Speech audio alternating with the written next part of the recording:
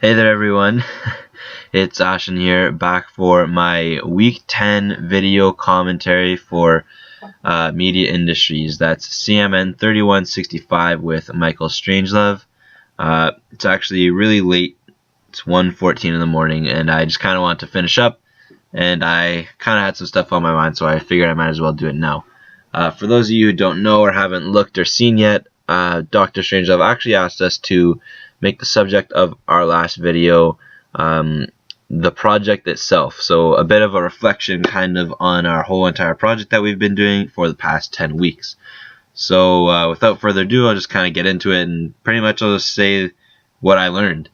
So to start, before I started this class and the project for that matter, I wasn't much of a media industries person. I would hear about the occasional kind of news about the media. Like whenever I would watch the news kind of on TV, you see, Apple signed a big deal, or like, for example, like Beats was bought by Apple for so much money.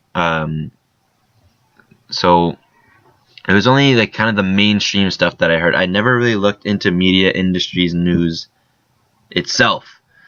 So for me, it was a big realization for me when I started this project how big the media industry actually is and how much consists of the media industry. Does that make sense? How much is in the media industry and what's classified as media industries. Throughout my project, I did focus a lot on the music industry, which I personally like, but I did talk about other things such as streaming of like Netflix. Gaming was one of them.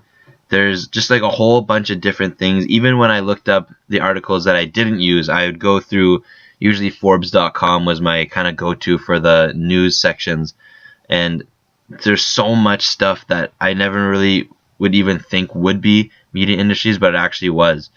But doing the project, I did learn how much actually, or how important it is and how much money it actually generates, how much money is involved in all these transactions and all these new deals, all these new releases, everything that comes and changes every single day. I was really quite surprised, and there's a lot more than a lot of people think. It's really more complex than people imagine. It's not just the media, it's not just movies, it's not just what we think, it's not what we see on mainstream news. There's a lot that goes into this, and it's definitely a complex industry with a lot of smart people running it. Was this project an effective learning tool?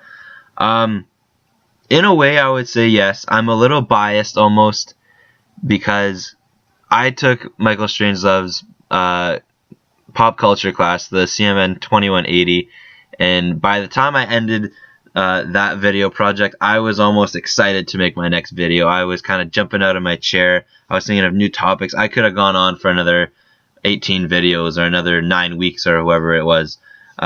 This one, I wouldn't exactly say I was really excited to make my videos. I think it's just because although the media industries are interesting, it's not something that gets me excited. It's not something I'm super passionate about personally.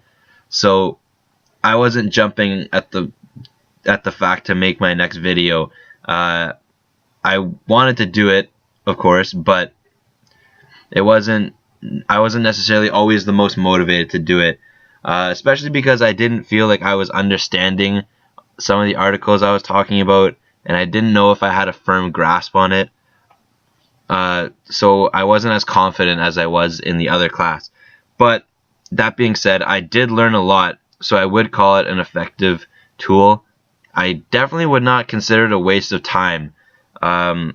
I'm not too sure how you can consider it a waste of time, because each week, no matter what you do, if you're looking up an article or you're finding some news and reporting on the economic side of the news, you're learning something no matter what.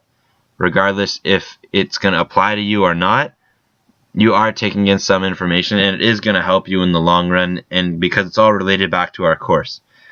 So anyways, that's pretty much my take. I'm relieved to get the project over with, but I'm sad to see it going away. I want to thank Dr. Strangelove a lot for the project.